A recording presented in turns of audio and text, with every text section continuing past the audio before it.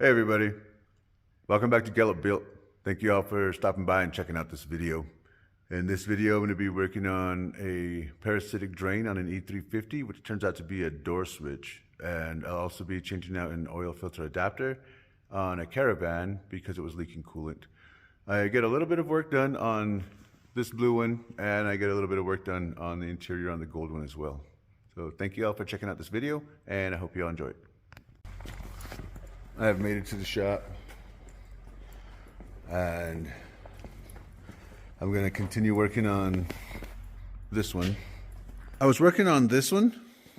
I was cleaning all of that up right there and getting it ready for a rubberized coating, and then I was getting a template cut for this side because I got to cut a little piece of the A-pillar out and weld in a new sheet.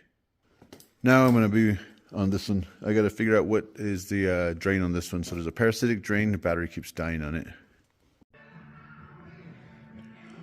This battery was charged up fully, and it's been sitting for, I think, a full day now, and I'm going to see if it's been draining. It says here it's got 12 volts still, and I think it was at like 13. I'm not sure, but I'm going to see if it'll start and see what's going on with this. But the battery should be good. I don't know what's causing the drain on it. I'm going to guess it's either just the door not closing, or maybe the lift is not being turned off right. I don't know what is going on with it, but let me see if this will start. Starts up fine. I always got to roll these down because sometimes it's easier for me to just reach in and grab the key like that. So now let's see what the voltage reads while it's running. Okay, so the alternator is working fine. I didn't have a problem with that, but I wanted to see what the difference was and what's going on with that. So I'm going to let that charge a bit and see if we can figure out what's going on with this. I don't know if the charge will go up anymore, but when I turn it off, I'll check all the lights and see what's still on. Okay, I did notice one thing. Looks like this is telling me that a door is open, but none of the lights come on unless I open the door. Oh no. Oh.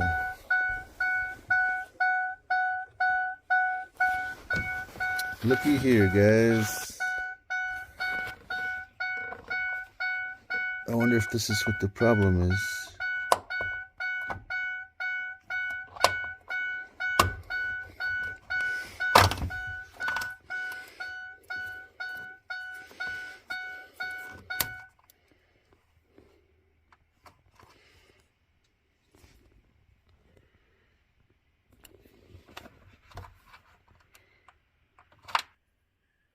Well, looks like this is what's causing the problem. This is the door switch that I pulled out of the driver's side. Normally, when you close the door, it'll push this black piece in and then it'll let it out. But when I found this one, it was like that.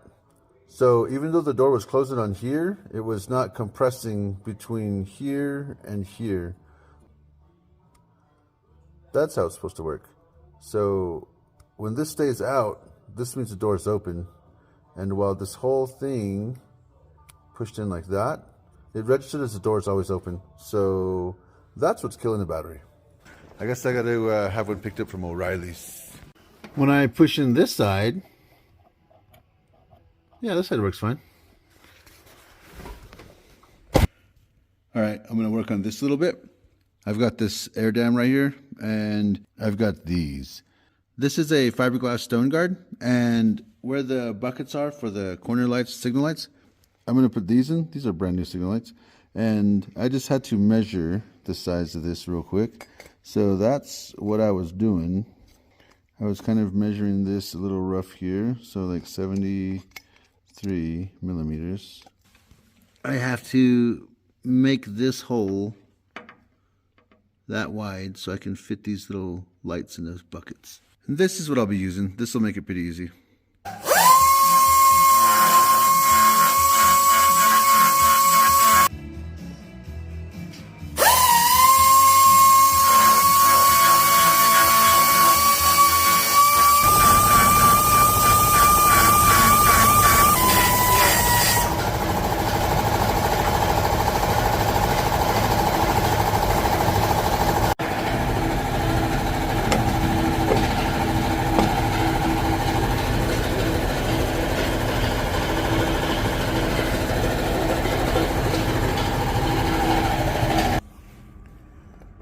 Nice.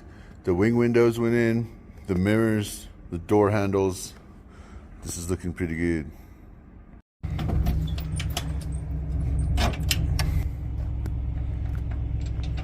We're gonna go pick up a van real quick at one of the houses.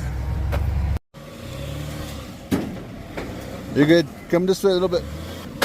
Right there. Now, come this way, straight. So, stop. All right, we've got this loaded up. Trying to head back to the shop. Everything looks good. Made it back to the shop, and this van is here for a cooling problem. And it looks like we've got our first indicator that there's a problem right there. You can see the leak is under these two. Oh yeah, right there. So it's under the intake. After a little bit, we finally got this van in here. We did a little moving around of the vehicles. We moved the blue Mustang out, and then we moved the black Mustang out. And this is the van we just picked up on the trailer. It has a coolant leak. So underneath it was coming from the driver's side. And when I was taking a look at it, there's coolant all down here and down there. When the coolant is leaking on this side, if it's not a heater core hose, it's usually way in there in the intake. So somewhere in there it's leaking. And I gotta pull the intake off so I can check it. This intake's a little bulky, so getting it out of the way is a must. And I have to get the intake manifold off, so that has to come off. But now I will unhook all these connections on the throttle body and get this whole intake manifold ready to come off. I unhooked this one already. I'm gonna unhook here and I'm gonna unhook here. There's a couple of hoses that go on this side that I'll also unhook. Then I will take out all these screws that hold us in right there, and there are two right here, one there and one there. Then I'll remove the intake and we'll have better access to what is going on under here, because this foam piece is also in the way, but this comes off when the intake comes off. There's a little bracket right here. There's a 13mm stud that holds this in, and it bolts into the head right here. And it also has two holes up here on this side, so they're on the back side of this. Those 10mm nuts go here and here on the intake. So I removed those and the 13mm stud. So now this is able to come out after I unhooked all the vacuum lines. And now I'll be able to check out what is going on under here. The last time we didn't pull this little plenum off, but this time, yeah, I'm going to do that. I'm going to take this off and clean out under there as well. After I safely took this fuel line off and I unhooked all of the fuel injectors here, and on the same loom I had to unhook the coils because these were also on that same wire. So I folded them over. This is how it goes. So I've got a fuel injector wire there and the coil wire here. So unhooking all of these in one shot was a lot easier. Both sides. So I took out these 8mm bolts all the way around, and now this comes up and out of the way. Whoa, spilling fuel. Okay. Now I'm able to see where this leak is coming from. We've got quite a bit of coolant down there. Looks like we might want to change these intake manifold gaskets as well. This looks like it's an oil cooler. Still don't see anywhere this would be leaking other than what's under here. So let me take this off. So I've been inspecting this, and this is an oil cooler. It's cooled by water. The water flows through here, and you can see in this passage it flows right there, and then it goes up. And up meaning, I'm going to flip this upside down, but it flows up into this cooler here, and then this cooler has two passages. One is water going through here and all through the outside of it, and then this one comes back out right here. This hole right here is for coolant. The oil goes through the cooler, separate from the water, comes back down through here, and then this is the oil pressure sensor, sending unit. And then the oil travels through here, and it enters into the middle of this right here. So when it goes into here, right here, it goes up the middle of this, which is this right here. And when the oil comes up through here, it actually comes, well, I guess it would go through the other way. So the oil would come up through here, and it passes through the filter. So when it passes through the filter, then it'll travel into the inside of the filter, down this little tube, and it goes the other way. So then it'll go through here, into here, up this side, through the cooler, and then out the other side. So it goes right here, goes up in there, goes through it, comes out right here, and that's where it goes into the engine. So the part that I've got a problem with is this part is leaking right here. So here is where the water goes up into the cooler. One inlet or outlet is this hose right here. The other one is right here, and this goes into the block because it sits on here. And when you drop this into there, this little piece with the grommet, it sits in here. You'll see that little blue mark that's left from the gasket. And when this sits in here, the water comes out of the cooler and it separates into these two holes here, and they go into the block in two different areas. When I pulled this off, this came off in two pieces. So I could see where this separated. This is supposed to be one piece. And you can see that this thing's been leaking for a little bit. And it came off in two pieces.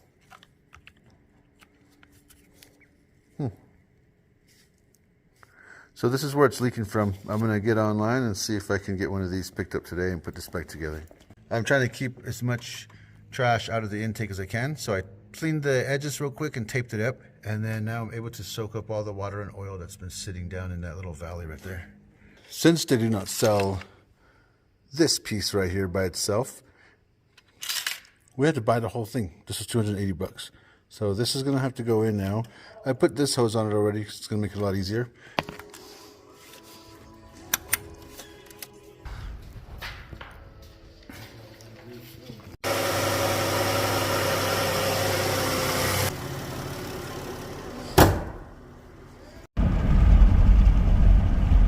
When I picked up this van, it wouldn't even go a couple of blocks without overheating. So I picked it up on the trailer, took it back to the shop, and I had to change the oil filter adapter because the coolant line, where the coolant goes into there, was leaking. And after a new part was picked up, I changed it out, so now it is running okay. It's not overheating. We had to get it up to operating temperature so I could also check the transmission fluid in there, because a lot of these Caravans and Town and Countries, the fluid is low because there's really no dipstick for it. So Jiffy Lube won't check them, and they say take it to the dealer.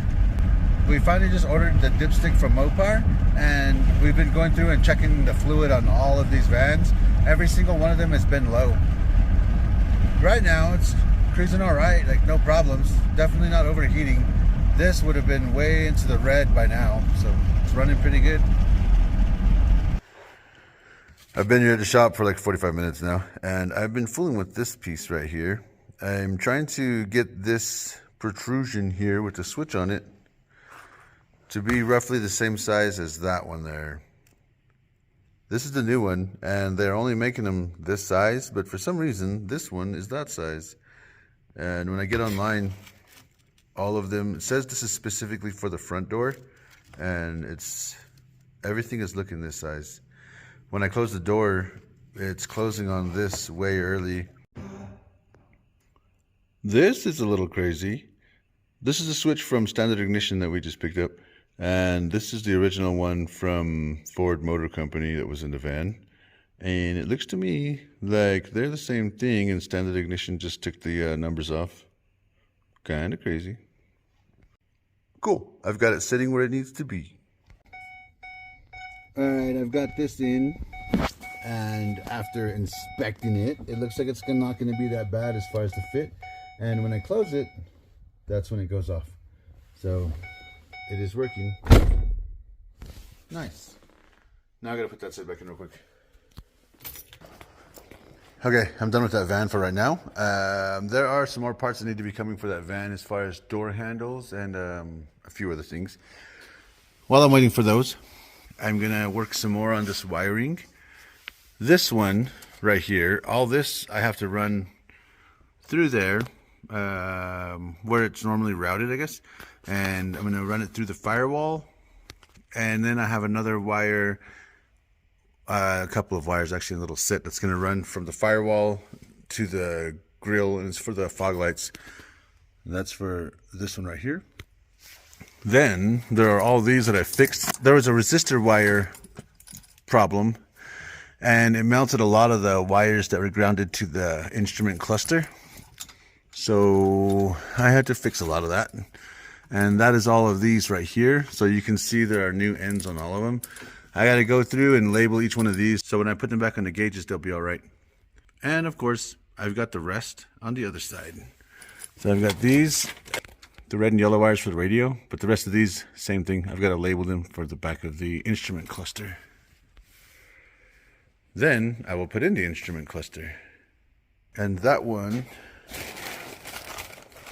it was right here. Okay, it's sitting right here. This is the cluster that is going back into the car. And I'm told that this is the actual mileage, not rolled over mileage. And a lot of this car was still in really good shape when I first encountered it. It was just, the paint was kind of sun-baked on top, and then a lot of the seals were deteriorated and damaged. So a lot of these were just dry rotted. A lot of these were dry rotted in here. All of this was dry rotted. But for the most part, like, all of this was good. And the suspension and everything, a lot of that was redid, only because it was converted, has newer leaf springs, a new rear end. We redid the bushings and stuff in the front. And the engine is still all original. So this is the original engine. And it wasn't running, I think. I'm not sure. I don't remember if this was running or not. I'm trying to remember. I'll go back through the videos and check it out, but this one might not have been running when I first came over. But this is the original engine and the original transmission. So this one is like a pretty nice, mostly original car. The bumpers had a couple of dents in the front, and I think it was just from being moved around or where it was stored. So there was a couple of dents in the corners and this and that. And a lot of the stuff like this, the chrome started pitting really bad. So a lot of these are just new. We've got the old stuff, the original stuff, but it's it looks vintage. And these are the original emblems. Door handles are new because the chrome pitted in the last one. These ones are original, and a lot of the things that were dinged up, like these had little dents and dings all the way along it. So these ones are new, of course. And it's got the original glass in it. A lot of these, like the chrome stuff that pitted here, what we couldn't buff out was new. Of course, the lenses are new because those cracked. Original gas cap. We had to change out the tank because we don't like the rust and the sediment inside the tank. So the tank's new and ran all this stuff. Nothing was cut and welded in this one. On the blue one, we're redoing the whole dash. This is the original dash that came in it. Original AC, the original console. These ones were pretty cracked and weathered, so the door panels were ordered new, and then the seats looked pretty bad too. They were still the original seats, but the covers were kind of cracked and stuff, so they were redone in the original style, in the pony interior style. So those ones look pretty cool. One of the things that was wrong with this, along with all the other stuff that we've been fixing, was the windshield wiper washer pump was not working. So I went right away to, like, maybe there's something wrong with the pump, maybe there's something wrong with the this or the that. And the shop owner, he ended up just putting some fluid in, and it sprayed, which was fine. But we were getting ready to back this out, and the van started leaking. So we ended up having to pull the battery and the battery tray, because that's the only way to access this. Right here is a metal fender liner, so we can't get in there. And if we were to pull the headlight out, there's only one little tiny hole right there. So we had to pull the battery and the battery tray. We got this out of here, and there's a hole right there. Normally the scrummet will be in there, plug in that hole with the pump. The grommet's good. This pump was leaking from here. You can see all in here where the fluid is leaking. And the windshield wiper fluid in this van is the orange stuff. So this orange residue right here is actually from the fluid. So a new pump is on its way right now. All right, everybody, that is going to be it for this video. Thank you all once again for stopping by, checking it out, hanging out for a bit. Y'all have an awesome rest of your day, and be careful whatever you're working on. Later.